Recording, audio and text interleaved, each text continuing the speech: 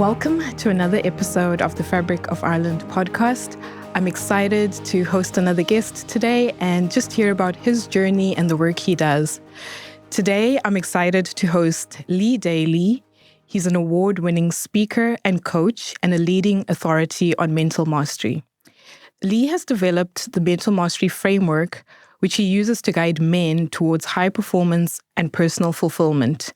Lee wants to help good men become great men, help forge great fathers, brothers, husbands, boyfriends, leaders, sons, and friends by helping them become men they can feel proud of. So I'm excited to have a conversation with Lee today, and I'm honored to have him as a guest on the Fabric of Ireland podcast. Welcome, Lee. Thank you so much. So excited to be here. Thank you for making it, for taking the time. I'm so honored to have you. And yeah, award-winning speaker and coach. So yeah, as in my head will be too big to fit out that door. That was an amazing intro. Thank you so much. Thank you.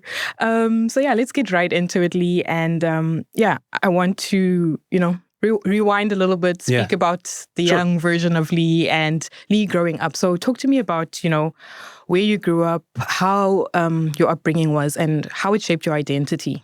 Great. Yeah, I'd love to rewind. But first, I have a little gift for you, and I didn't tell you about this. A little gift. Okay. Now, it's my Lee Daly I'm a Great Man cup. Now, I know you're not a man, but I'm sure you have a man in your life that would like that. So there you go. That's for you. He's a great man. Oh, there we go. So I wanted to give that for you. Thank you so much. I'll hold that up. Thanks, Lee. No problem. This is amazing. Thank you. Just a little cup. There's not much you can put in it, but it's whatever you put in it just tastes a little bit better. So Okay. Perfect. So for me, right, I grew up in Cork. I was an anxious teenager. Okay. So I would have had looking back, I can see I had a deep fear of failure, a deep fear of rejection, and that made me overperform. I know a lot of the clients I have will have that same. They really don't want to be seen as failing, or they don't want someone to reject them. So they overperform in their career, in sports, whatever it is. So for example, in first year, we had 12 exams. First year of secondary school, we had 12 exams. Okay. I got 9 A's there. And I don't say that with pride because I know that came at a huge cost to me.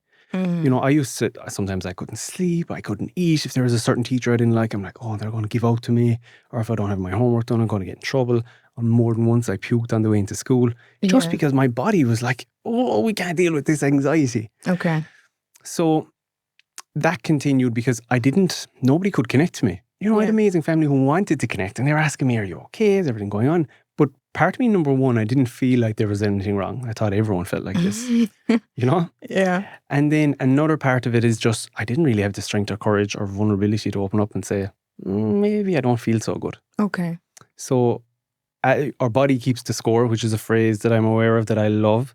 Yeah. And as my anxiety levels were increasing and I didn't have a way of venting, I didn't have that strength to vent or speak about it, I started getting these kind of auditory hallucinations. They were like, I'd be listening to the tap and someone would just have the tap trickling in the house, but it would sound like it's gushing. Or a car might pass me just barely tickling along and it would sound like it's going like a Formula 1 car. And I would get these kind of like spurts of this happening. And the doctor said, like, these are probably the onset of panic attacks. Okay. So I knew then, okay, like there is actually something going on here. This isn't how everyone feels. And what's so interesting, an amazing woman, my grandmother, had this amazing skill to be able to get you to open up. She'd ask just the right questions. She had amazing listening skills. I had one conversation with her where I really kind of let it all out. I've never had a panic attack since. Okay. One conversation. Yeah. That was the moment that I saw, okay, conversations, they have an impact. Okay. Just talking can have a huge impact. She didn't change my situation. I still could have failed those exams. I still had a fear of other people not liking me, but it had less of a grip on me, we'll say. Okay. Just from having that conversation. And that led on to so many other things in my career. But from little Lee, really anxious, and learned that, okay, when we chat, that can really change how we feel, how we show up in the world. Okay. Well, that's amazing. And do you know what triggered you or led you to open up to your grandmother, or how did that conversation come about? Amazing question. Since I do a lot of speaking, a lot of people will ask me this. I do speaking about how do we set boundaries, how do we have hard conversations, how do we handle emotions. All of this comes down to conversations. one of the most asked questions I get is, I have someone in my life who I wish they would open up. Okay. But they won't. What do I do, Lee? And that question comes from the best place. And what I tell people, ultimately, you can never force someone to talk. All you can do is leave that door open. So for my grandmother, she would have asked me, how am I, a million times. And I'd say the typical Irish thing, I'm grand, I'm fine, I'm okay. Not bad. Not bad, I'm all right. And what is not bad, you know? It's bad. Yeah, exactly. Like, I'm terrible, but it's not bad. Yeah. So she would have asked me a lot, but she would have let the door open. Okay. So on that one time, whatever it was that was going on that day, and she said, Lee, what's going on? I said, it's grand. She goes, no, really, how are you? And just that little extra step on that day was exactly what I needed to say, well, I don't know, these weird things are happening like I'm getting these things that sound a bit weird. Yeah. And then talk about like, how I'm nervous about school, I'm nervous about this and that. All the things that I know being a teenager is anxious. Most teenagers do have a fear of rejection. We all have these fears. Yes. And we all have them at different levels. But for me, they were just on hyperdrive. Yeah, that sounds like a lot to go through as well as at that stage of life. So I don't know how you were kind of going through your daily sort of coping and just, I don't know, how did you cope on a daily basis?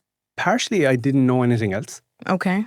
It wasn't like this was my second time around in life and I could have had something to compare it to. This was all I really knew. That's what you knew. So for a long time, I was like, this is just normal.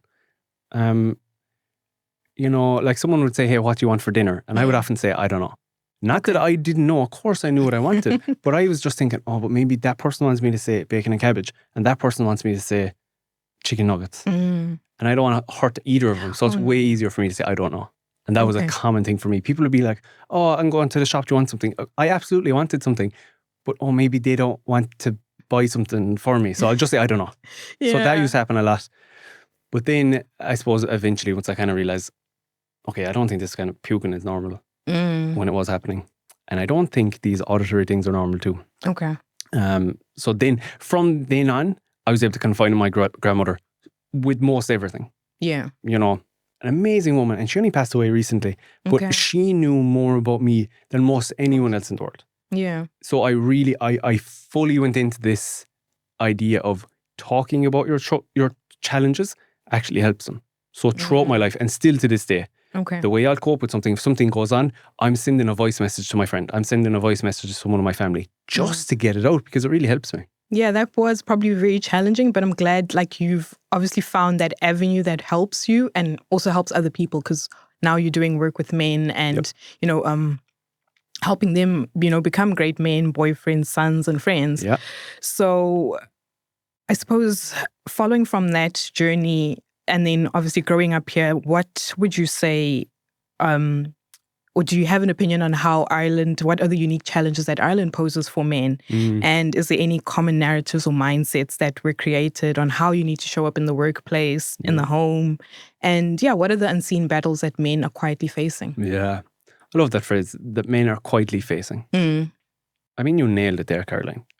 Men suffer in silence is another phrase that you'll often hear. Yeah. A lot of the men I work with, there's inner tension. Okay. I mentioned needs earlier. When I was saying, what do you want for dinner? And I didn't know what I wanted. A similar version is that of playing out in every man's life, where there's a part of him wants to be an amazing provider for his family. He wants to really, whether that's financially, he wants them to be stable, or he just wants to create a nice life for his kids or his partner, whatever it looks like. He wants to be that amazing provider. The career usually provides that, right? But then there's another part where, but I want to be an amazing family man. I want my kids to know me and admire me, and I want my wife or my partner to feel loved. Yeah. So I want to be that too. I want to be a nurturer and carer. But sometimes but I'm competing for a promotion here and I'm competing against someone that doesn't have kids and a wife, so they can't, they can stay until 6 doing overtime, or they can stay till 9 doing overtime. Oh, now we have an inner tension. Do I do this? Do I do the career thing and sacrifice family for a while? Or no, do I sacrifice the career and go home to the family for a while? And that's a real struggle.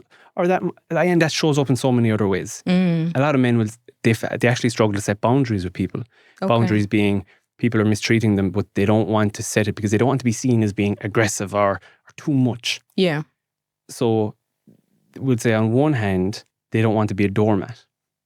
But then on the other side, they don't want to be seen as aggressive. So they can't set boundaries because, you know, that word that I hate, but they don't want to be seen as like a toxic masculine that's coming on. If you're in your career, you don't want to be talking down to people. They don't want to be seen as arrogant. Yeah. So then they become doormats. And again, we have an inner tension. And those inner tensions play out everywhere. I want to do a different career. Okay. That career is going to be more risky than the career I'm in now. And I want a mortgage, and I know some of my friends are already paying into pensions and everything. So I want to follow my passion because the world is telling me follow my passion. But then that's really hard when I already have a good enough job. Another inner tension. And I need to be a provider, and just so many conflicting tug of wars. Exactly. So what I'll do with the men then is I'll help them find their needs. Yes. And what's under these needs, right? It's often a fear. Oh, I don't want to do this in case this happens, which means there's a fear here, whether it's a fear of other people's opinions, a fear I won't be financially safe, a fear people won't like me. We have some common fears: fear of failure, fear of rejection, fear of abandonment, fear that we're not enough is a huge one. And, you know, I would have had that for a long time, and I still do partially. A fear of commitment, fear of abandonment. We have all these fears. So when I'm working with men, part of what I do is we'll look at this, we'll shine a light on it. Okay. And say, okay, let's look at this fear and let's figure out, can we untangle it? How rational is it? Would you say, does it stem from generational issues, or, you know, is it just unique experiences shape different people, obviously, but are there some generational patterns that you could say, you know, might have an impact? Yeah, absolutely, right. And that's the nature versus nurture question. How much of who we are now is in our DNA since we were born, and how much of it is from our environment and our upbringing? Yeah. And that question, still we don't know the answer to it, but I guarantee you each of those things has an impact. So if your parents never showed their emotion, it's going to be real hard for you to show your emotion because you never saw it done. But also, if your parents were really hardworking, and that's what they were doing rather than showing their emotion, because they thought it had to be one or the other, you're probably going to grow up really hardworking. So it can be, so yes, we absolutely get stuff that's generational. But what I work with a lot of men on is realizing, as soon as you leave the home, that's yours now. That's your baggage. Okay. Yes, there might have been someone that was the reason for it. But once you say, okay, that's mine, I'm going to own that baggage, and now it's my job not to put that baggage on my kids. Now we got to work on that. From generation to generation, parenting is getting better and better. So you don't know what your parents decided, hey, my parent did this to me, I'm not going to do that to you. Yeah. We have no vision of that. No. But there's probably a whole lot there, but we're just not aware of it. So I'm really careful with the men I work with who can fall into a little bit of a, and they might be a victim of something, absolutely, and really bad things happen. But we also have to own a certain amount of it and say, some stuff, yeah. let's control it. And that's my thing. I'm like, okay, it's mine. Let me own some of my stuff. I'm 30 years old now. Let me figure out some of these fears. Yeah. Because I know no matter how good a parent I am, I'm going to pass baggage off. Everyone gets it. And that viewpoint with the people I work with seems to be very freeing. Knowing that, okay, I got good stuff and bad stuff from the previous generations. I'm going to pass off good and bad stuff to previous generations after me. I'm going to do my best. Do your best, yeah. And that comes up when I talk with legacy about men. You want to create boys and girls that are better than them. So the only way you can do that is when you understand where you need to get better. Okay, yeah. You know, we have this phrase, like, I die for my kids. But you've probably seen this thing on Instagram. Yeah, but like, will you go to therapy for them? Will you understand your baggage for them? Like, they'll like that a lot more. Oh, yeah. You know? True. That's quite interesting. Yeah, I never thought about it that way. Yeah. No, easy for me to say it on a podcast. Doing it is hard. Yeah. Okay. I love that. So there's a lot to unpack, and it's amazing that you're creating a safe space for men to be vulnerable, because like you're saying, people say, how do I get this person to open up? Because it's not that easy. Yeah. But I mean, you know, with the work that you're doing, like, at least if people can be directed towards that where they can be vulnerable, I think it will help a lot of, you know, people in society as well. And just on your own sort of career path and how you've moved into the coaching space, you were a software engineer, and you know, from software engineer to speaker and coach. So talk me up through your transition phase, and even the middle part where probably, self-doubt kicked in and the inner critic showed up. Yeah. How did you work through it to get to where you are today? Yeah, I wish I could say my career, here's all the stepping stones of my career. It did not look like that. It was painful and there was so much self-doubt. Okay. So was a software engineer. Went into it thinking this will make everyone happy. It's like a stable career, including me. Yeah. It's a stable career. I'll get the money. Like, it's a stable job. I'm not going to get fired from these big tech firms. You had the capabilities with your 9 A's and... Yeah, exactly. Well, the interesting one about that, actually. So once I realized, okay, this overperforming isn't working, I actually changed that. Okay. So when I was studying, I used to say, I'm going to study until I know this. Whether that takes me all night and I have to stay up all night or not, I'm going to stay until I know it. Which, yes, it'll get you the results, but it came at a cost. And my body wasn't able to keep up with that. Yeah. So going forward then, it was, I'm going to spend 1 hour, 2 hours, whatever it is, on that. Whatever I pick up in those 1 hour, 2 hours, that's it. I'm not sacrificing like me or anything like that. Yeah. And that worked. Did my results go down? Absolutely. Oh, okay. I didn't get 9 A's in my leaving cert, I'll tell you that much. But I'm so fine with that. Yeah. So fine. I got enough to get me into a software engineering degree. Great. I didn't. And you were still alive. Exactly. For sure, still alive. Because if you keep down that path where you're getting panic attacks, the onset of panic attacks, I should say, at like 14, 15, like you keep going at that for a few years. Yeah. Like being alive actually, like that becomes a thing. It's tricky, yeah. Yeah, exactly. So yeah, that was a good point though. So my career started as a software engineer. At this roughly the same time, I started on a call line for young people in Ireland. Okay. Because just friends and friends of friends had started coming to me with their troubles. I never asked for it. It was just something that happened naturally. And I was so glad that people did. They would open up to me about real things like where they had been abused or like they were suicidal. So I said, okay, I think there's something going on here. It's not that I have some gift. It's just that maybe because I understand the value of talking, I really enjoy listening. Because I understand that they're getting something from this. So I joined this organization, this call line for young people who are struggling. Yeah. I started there. Within a couple of years, I was National Volunteer of the Year. And that sounds like a very grand title. But the only reason that was a pivot point for me was I love this, listening to people on the phones. Okay. I don't feel I'm putting in a whole pile of effort. But the organisation has just given me like an award out of the best in Ireland. In my career, I'm getting the promotions, but oh my God, am I fighting tooth and nail to get them? And I'm kind of losing some like friendships along the way. You know, there was colleagues there that I was kind of butting up against. Okay. And I feel like, okay, I'm not as close to these people as I could be because I was seeing them as competition. So I said, okay, I think something needs to change. And I had some conversations there's a couple of people who helped me. I decided in my head, well, actually, no, that's not true. I had a conversation with a coach, actually. Okay. That I had said to him, maybe when I'm like 50, I'll be a coach. I like the idea of being a coach. And he questioned that limiting belief, which is a lot of what we do in coaching. We question limiting beliefs. Okay. And he said, Lee, you should question that. Like, why can't you be a coach now? Why do you have to wait till you're 50? You have so much value to give. I said, okay, interesting. So I started looking into it. I had some honest conversations I had 2 managers at the time, Joe and John. They paved the way for me.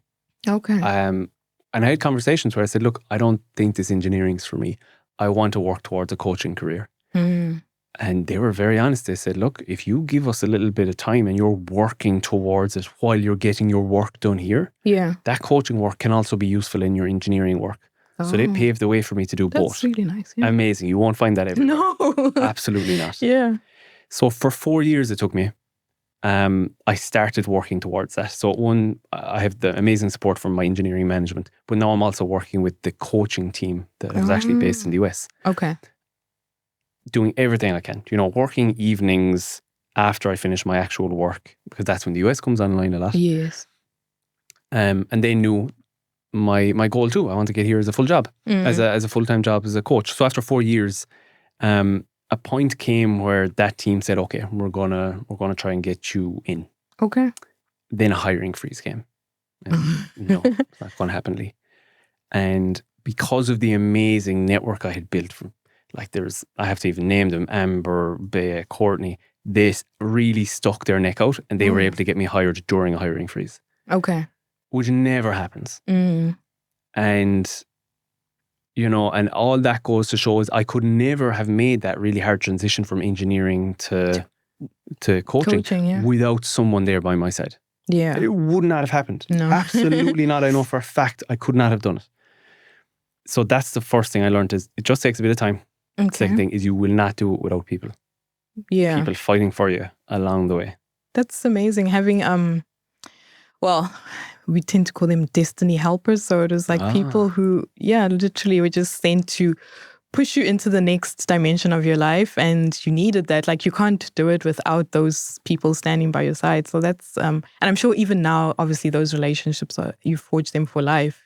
Yep. I just talked to Amber yesterday. Yeah. You know, and we're not in the same company anymore. I left to set up this business, but still connect. Yeah. Yeah. And then also they believed in what was in you, you know, just to see it come to life as well. So yeah, really amazing to get that help and that community and people around you is so important. Yeah. Before we came in here today, you said a phrase that sometimes people see more in you than you see in yourself. Yeah. That was exactly the scenario. They saw more in me and were able to get me hired as a full-time coach, executive coach. When I wouldn't have said I was able. Yeah. Then when you got into the role, of course I was able. Yes. So you need these people just to bring you along a little bit more because our brains are negatively biased. They'll always see the negative. We need these cheerleaders around us to kind of give us the leg up every now and again. So yeah, you made your transition successfully with some help and now you're fully fledged in, you know, working with men and obviously coaching in your business. So I want to also ask really around the pressure that men face, right? Where does the pressure to be everything to everyone come from?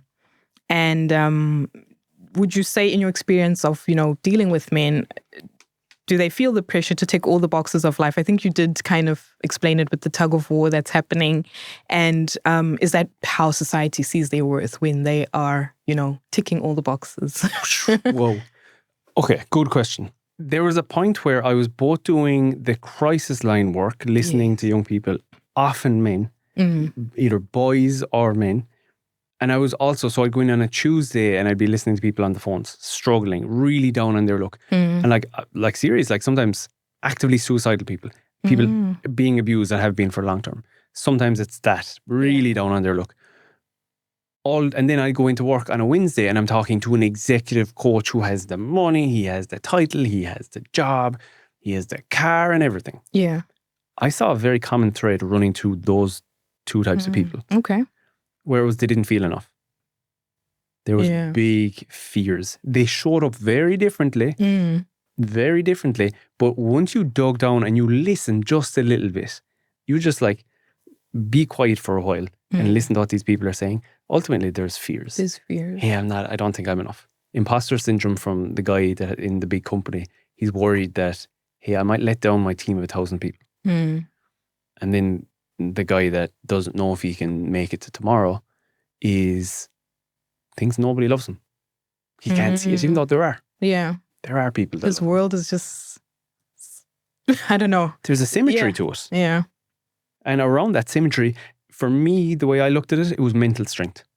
Okay. Building this, and mental strength for me has different connotations. So, or for different people has different connotations. So for me, it's this idea of a couple of things. Like confidence, aka building your own self-worth. Yeah. Getting your self-talk in check. Like, how do you talk about yourself to yourself? To yourself. Are you able to set boundaries? Can you have difficult conversations?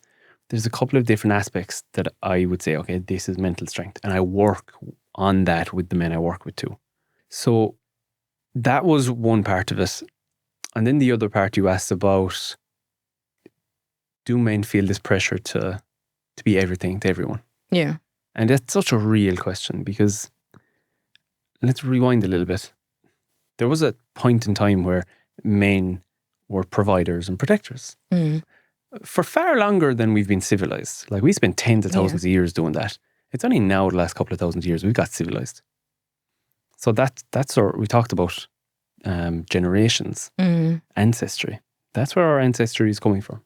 Now, luckily, women have been given an opportunity to change how they show up in the world. Yeah. And bring an impact in the way that they want to, if they want to, which is amazing. Yeah. But that's changed the world for men now. You know, it wasn't that a woman has to stay home now and be the nurturer. Maybe now a man has to take on some of that. Yeah. So how does a man show up in that world? So men have to show up differently in that aspect. We can't just be strong providers, protectors. Now we got to open up to this vulnerability, this caring, this nurturing side. As well as just the world is a little bit different in terms of the jobs that men have. Yeah. You know, factories are doing a lot of work now that are done by robots. A lot of jobs that would have been really manual labor, that would have been suited to a male physique, typically. Okay. They're gone. They've been changed and changed in ways that either robots can do them, or it's not just guys that can do them, girls can do them too. So that's also that men have to show up a different way. So it's basically what happens is men are now trying to figure out, how do I show up in the world? Yeah. And that's tough. Yeah. It's hard. The balance. The balance. The balance. You know, women have to do that. They have to figure out, they have to carve their way and figure out this. And each woman individually has to figure out, here's how I want to show up.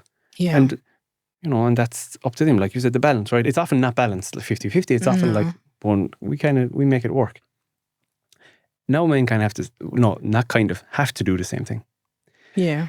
And that is a big part of what I help men do as well, is define. You know, my whole shtick is I help good men become great men. Okay. And then it's about helping those men define their own version of a great man. I do not stand on a soapbox telling you, this is what masculinity is, this is what a great man is. No, I have my version of what I think is a great man for me. Like what makes me a great man. But the people I work with, no, whatever you say, good with me. Okay. However you're balancing masculinity, femininity, I really don't care as long as you define it. Because what's really hard is if you're not defining it, you're drifting. As a man, you're drifting. Someone says, oh, I'll take this opportunity, or this thing comes up. It can be quite hard to stop yourself from taking those short-term, quick hits of dopamine or an opportunity here, or, you know, maybe I could do something a little bit bad here and I'll get a little bit of a kick from it. Yeah. If you're not really clear on the kind of man you want to be, and someone shows an opportunity here, looks a little bit shiny, but underneath, you know, like there's not much integrity in it. If you're not really clear on the kind of man you want to be, those decisions are harder to do the right thing. But if you know, no, I want to be a man of integrity, I have a really clear vision of what a great man is, he doesn't do that thing. Okay. It comes down to decisions. Yeah. Like, knowing yourself and your boundaries and... Oh, boundaries. Yeah, exactly. And it's even like the simplest things. Most people want to be fit. A lot of people want to get up and do gym in the morning.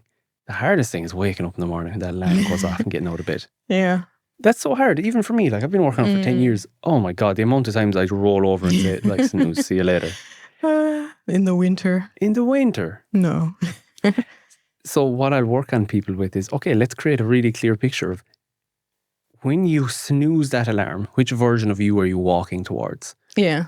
It's the one that's maybe a little bit lazy, maybe not super dedicated, maybe not super strong physically or mentally. And you create a picture of, like, what does that version of you look like? And then you create a version of you, the great version of you, the guy who goes to the gym, the guy that gets up in the morning, the guy that's disciplined, he's courageous, he has integrity.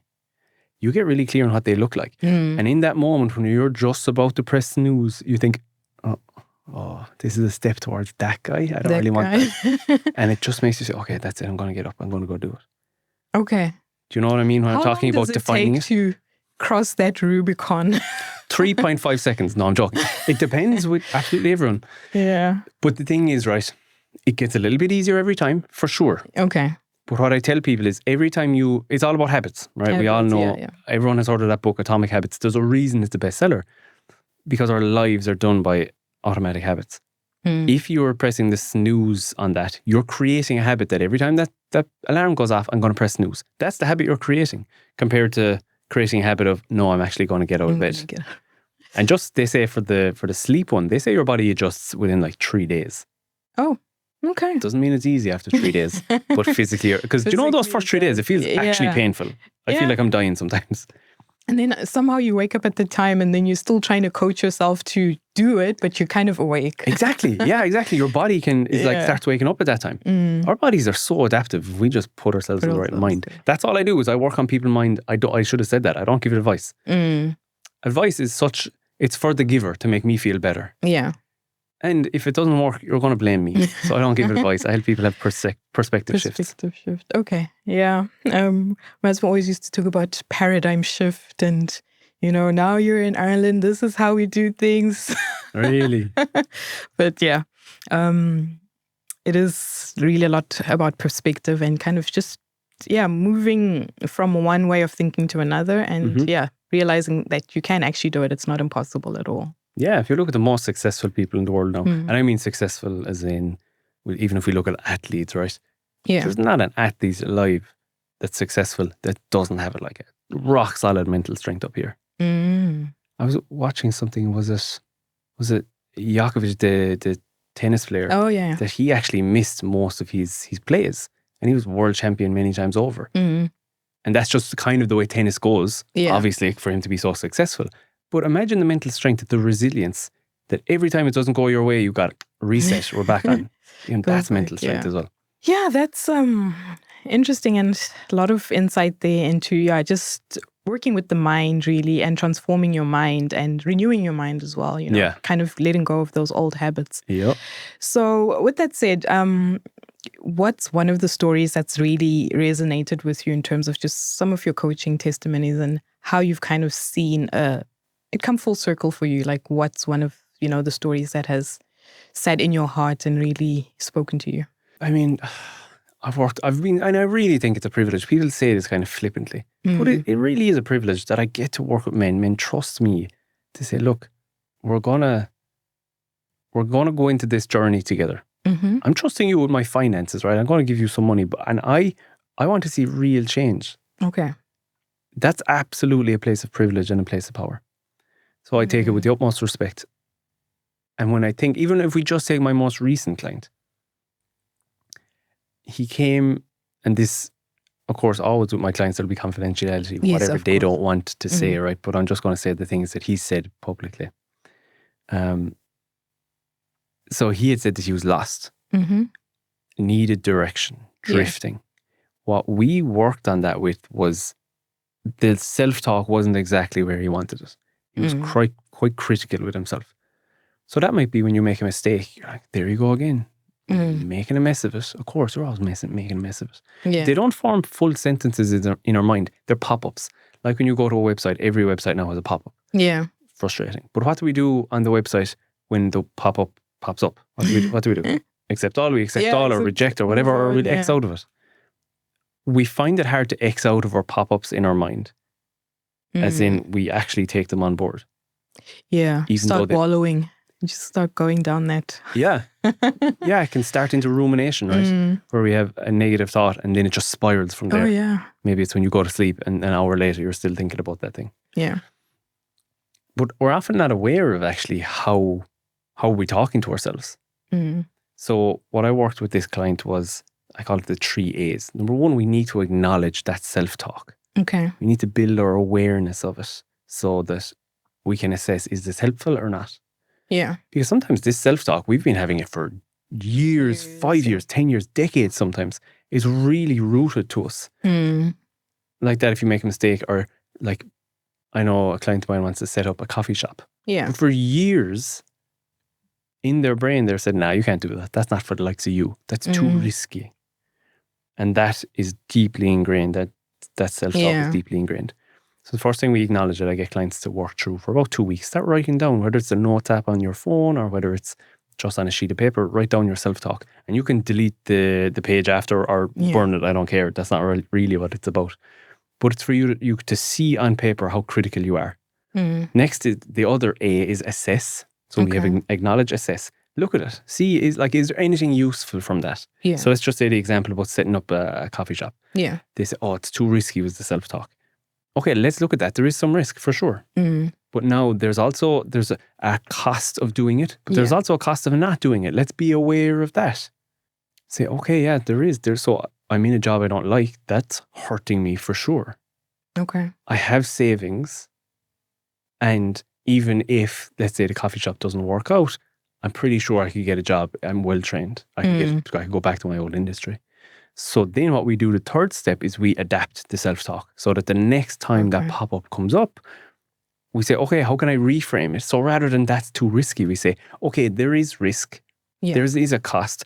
But there's like, I'm feeling the cost of staying in this job that doesn't suit me. And I have a safety net if it doesn't work out. And little by little, you start to adapt that self-talk. Okay. And the negative one won't be as prominent. Yeah. I often work with men who I'll talk to them about this idea of two wolves. Have you heard the story of two wolves in your mind? I did see it on your website. Did you? So, okay. I did see it actually. Yeah, I did kind of read about it, but Good. you'd probably explain it better than I would. I'll give a go at it. So the two wolves is the idea that in your mind at any one time there's two wolves. There's one wolf that is the weak wolf, right? He's the lone wolf. He's all about scarcity. It's all about, I'll bite you before you bite me. I'm doing this myself. Rugged independence, competition over collaboration. It's all about me. I'm not sacrificing for anyone. Yeah. Hoarding. Then we have another wolf in our mind. That's the wolf of strength. Okay. The wolf of helping others, collaboration. It's that there's enough for all of us here. It's about protecting, providing, whatever you define that wolf as. Okay. And then the question is, what wolf survives in your mind? And the answer is, it's the wolf that you feed every day. Okay. So if you constantly feed this weak wolf, it will get real loud and it'll be the only wolf you hear. So this process of the 3 A's, acknowledge, assess, adapt. Okay. Is about understanding, I'm feeding this wolf on the left, but I'm going to start feeding this wolf. And this wolf will get real loud then. And that will be the prominent wolf. And that happens real quick. With this client I'm talking about, he started doing this within a month. He had 2 different people come up to him and say, you seem different. Oh, okay. He's like, you seem more confident. You seem different. Yeah. And I had pre-warned him to say, this stuff takes time. Like, don't expect any external results, but let's hope to see some internal results within a couple of months. Yeah. Within 4 weeks, he had people saying, hey, you seem different. And I just loved that. Yeah. Because, he was also committed to it. Yeah, true. Nothing's going to happen. If nothing changes, nothing changes. Yeah. That's what I say to people. So he started changing the internal stuff. And even though we don't do it for the external, he still got some results from it. Okay. Yeah, it sounds amazing. And I suppose I was thinking as you were speaking, there's this, is it a concept of self-deprecating humor? Yeah. It's an Irish one. I didn't hear it before. Really? Well, it's kind of new for me here, to be honest. So I'm still coming to grips with that. What's with self-deprecating humor? Because self-deprecating humor that just is negative towards us. But why? Yeah, but why is a good question. I was in corporate before and I was told that if you ever want to use humor, only use self-deprecating. Because they're afraid of offending people, because humor is so subjective. What I find funny and you find funny might not be the same. Humor often... Humor often is pointing at someone and saying, haha, like, look at that. And in a corporate sense... No, we're not pointing at other people. Yeah, if you're pointing at anyone, you better turn that finger inwards. Okay. And I think that started to infiltrate the rest of the world. As well as in Ireland, there's this kind of sense of, it's kind of family business. You don't want to be seen doing too well. Be humble. And, self-praise is no praise, which is a phrase I hate. But which wolf are you feeding with all of that? Yeah, whoa. Yeah, put that on the wall here, right? Exactly. Yeah. That's this wolf. And it's like drowning this wolf or like not feeding him at all. And this idea of notions we have in Ireland. Do you know notions? I've heard about the notions, yeah. But if there's a word I could delete. So notions is what people say about other people. Nobody describes themselves as I have notions.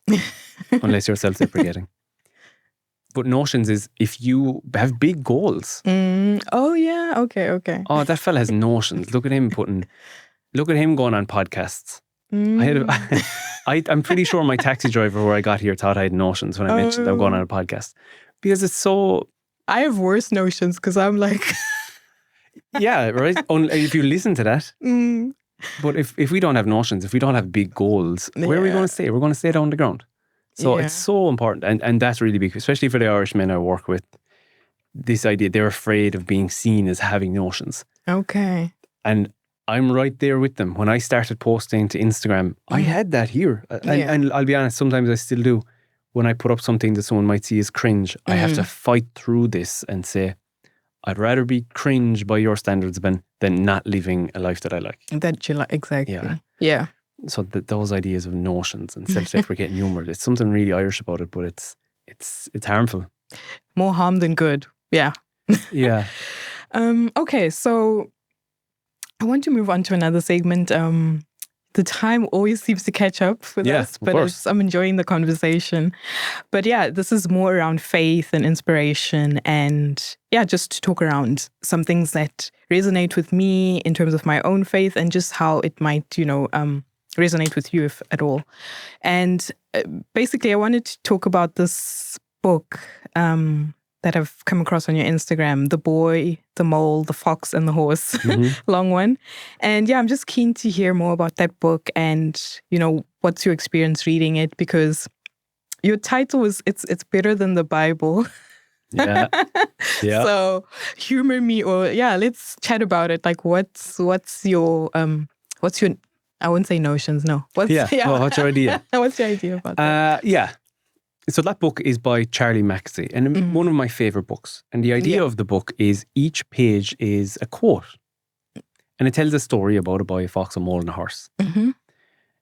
And I don't know, for people that don't know me, I love a good quote. I love a good one-liner. Yeah. We could spend the hour and I'd have a one-liner for everything. They're amazing for little short bursts of motivation. Yeah. That's why they became so popular on Instagram, is people actually got bursts of motivation from them. So that's why I love this book. The reason I equate it to the Bible is they say, I've never read it, but they say that every time you read the Bible, you'll take what you need from it. Based on your struggles at the time, where you are in your journey, you would read a passage that didn't really land the first time. But because you're in a different place in your journey, now it lands. This book has been the exact same for me. Okay. I will read that cover to cover, which takes maybe 10 minutes. Yeah. And I will take something a little bit different from it than the last time. Okay. I can't explain how powerful quotes are, right? Because there's this concept I have with my clients. If we're working towards a goal, I build failure in at some point. At some point, we're going to fall off the wagon. We're not perfect. I build that in. Yeah. But what do we do when we set a goal? Like, we're all just out of our New Year's resolutions. Yeah. Maybe some of us are into Lent at the moment, right? We've had our pancakes, we're into Lent. Maybe you've fallen off the wagon for your giving up sugar in your tea or your potatoes or takeaway. I'm takeaway at the moment. Yeah. If you've fallen off the bandwagon, what you need is a jump start to get you back in there. Imagine a car. When the battery on a car dies, we use another car to re-energize that battery, and then the first car can go on and drive itself and recharge it itself. That's how they work. I love that concept because I can be that jumpstart for other people. I'll give you a little burst of energy. Now you can go and regenerate your own battery. Okay. How I used to do that with my clients, sometimes it was a call, sometimes it was an email, sometimes it was text. And then I started to develop, okay, I don't just want it to be a short burst of motivation. I want this to be lasting. Okay. So I have 3 things I put into these emails. Yeah. When I want to jumpstart my clients. Number 1 is a quote. Amazing. Love it. Number 2 is a strategy. Because I don't just want you what you do with this energy you have now. Yeah. Go and do something. Let's do something. So I give you a strategy about going to do something. Use that burst of motivation and put it into action. Yeah. Then the third thing is a question. Because we follow up that action with self-awareness. Okay. And that question asks you something about yourself to build your self-awareness so that this now has moved from quick 5, 10, maybe you remember that quote for a day. It's moved away from that into something actually long-term. I have a strategy I can apply and I've built myself an awareness about whatever struggle I was having. Yeah. And they work so well that I stopped just sending them to my clients. I actually created a newsletter about it and people can get them. I send them once every 2 weeks because I don't want to bombard people's emails. People find that that's a good. Yeah. So I have what's called the Spark. If you just go to my website, you can find this, leedalycoaching.com and /the Spark. And you can sign up for that and it's amazing to give you just a little bit of motivation to keep you going. Keep you going. Yeah. Yeah. Okay. The Spark. That's a good name as well to just, revive you a little bit to, Exactly. Because if you think of it, a spark is all of, like, we'll say Elon Musk's rockets that are going off into space, right? each of them have a single spark that ignites all the fuel inside there. Yeah. So a single spark is igniting rockets. Yeah. So that's why I call it a spark. A single email can be the thing that gets you back on track. Yeah. Or even starts off your goals in the first place. True. Okay, so yeah, interesting. I do get you, and yeah, everything you said makes sense in terms of when you read something and just having it. Well, in faith-based language, I say revelation, have a deeper revelation of what it means or how it applies to your situation. Because even when I think of this verse, let's say in Proverbs 23 verse 7, it says, as a man thinketh in his heart, so is he. And let's say you have a quote that I've seen on your website, the happiness of your life is determined by the quality of your thoughts. Yeah. So I guess I do think we are speaking the same language, but, you know, it's from a different source. And maybe sometimes for some people, it's a foundational truth, but it might be easier for some people to take it in from a quote as opposed to the Bible, because a lot of people actually struggle to read the Bible and kind of digest it for themselves. So yeah, that's such an interesting one that depending on where it comes from, it might land differently. And faith is kind of on the up and up now, right? People are getting more and more religious. Yeah. We'll say I was raised Catholic, but it just didn't really land with me. I can't say that. I'm still Catholic, but not super practicing. Yeah. And then the kind of spirituality I found wasn't that, hey, what would God do in this situation? It was actually just looking inward to say, what would the best version of me do? And that's got me a long way. But there's also flaws in that. It becomes too about me. Self-reliant. Exactly. Yeah. Rugged individualism. So, you know, as I have a partner and we have little Bella, it's not just about you, and sometimes it's service. Oh, yeah. And sacrifice. And I think, and I wonder, as religion of faith is increasing, I wonder why is it that people are gravitating towards it. You know, a lot of celebrities now are getting big on it. And that's the question I have. Because for me, one thing I definitely think that the route that I went towards, my spirituality, which was down and in, it did lack that service and sacrifice, which I think, in some ways, Catholicism, if you look at even just the Ten Commandments, there's a lot of others, thinking of others in there. So I'm really interested to see where that goes down the line if people are getting back into it for the right reasons. Yes.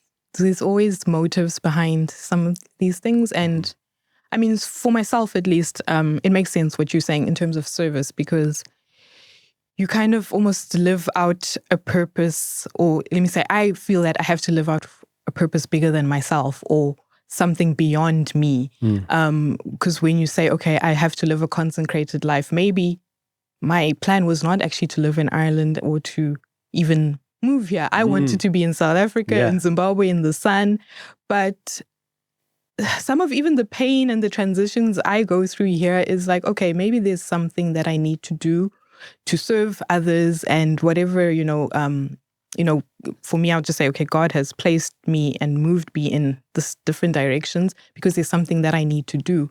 And even when I look at different places I've worked or what I've done, there was always maybe someone that I needed to help or someone maybe that I needed to pray for or do something. So it really is a life of service, and it's never easy because it's almost like crucifying yourself and dying to self so that you can actually help others. Yeah. So it's not an easy journey at all. I'm also just kind of learning and mapping my way and see how I also grow spiritually. Yeah, that's all it is. That's all there is the journey. A journey. There is nothing else. There is no destination. This never finishes. Yeah. You know, I'm struggling the same as every other man out there. I have places that I'm doing well in, but I have places I'm struggling too. Yeah. You know, I might help a man. Like recently I helped a guy, he owns a business and he wanted more structure in it. He felt just things were getting a little frayed at the edges, but was lacking structure and some definition on the non-work stuff, you know. So, and I worked with him, and it was so funny because we talked about the idea of boundaries, not with other people actually, but boundaries with ourselves. Yeah. So what am I making a promise to myself with that I will not let myself get away with? We were talking about that, and I said to him, I'm going through the exact same stuff right now. Yeah. And I think men enjoy that. I think men like that, that I'm not getting in a soapbox and saying, hey, here's what you got to do. I'm perfect. Because eventually someone's going to see I'm not perfect. Eventually someone's going to see I make mistakes. So it's an impossible position. It's so hard. And it gives them a bit of forgiveness too, that they can come to me and say, look, I know we set out that goal because my program is, depending on the program people pick, it could be 4 months long or a year long. Mistakes are going to happen. Yeah. And I need the men to be honest with me when mistakes happen. True. And if I'm upfront with them that, hey, here's how I've made mistakes in the past, and I think we have to make mistakes to get better in a lot of ways. We have, the old us kind of has to die, like you kind of mentioned that there, so that we can build something new from the ashes, whatever way you want to describe it. If I display this idea that I'm perfect, men aren't going to be able to come on the calls with me and say, I really messed up here, Lee. You know, I'm not going to encourage it either. Like some coaches are here like, oh, pat in the back, you tried your best, you're perfect anyway. I don't find that works. We still need to call out poor behaviour or things. We need to acknowledge it, exactly. And I find that works well. The men I work with seem to enjoy it and they get the results right. Because it's not always just about how we feel. It is very much about that we are proud about the men we look in the mirror, as well as the husband, the dad, all of this. Because society does sometimes value us based on what we do. Yeah. And if we tie how we feel about ourselves to what we do externally, we'll never fill it. We'll have a void forever we'll never be able to fill. Unless we can feel good about ourselves and look at the man in the mirror and say, Lee, you're killer, amazing, man, you did a great day.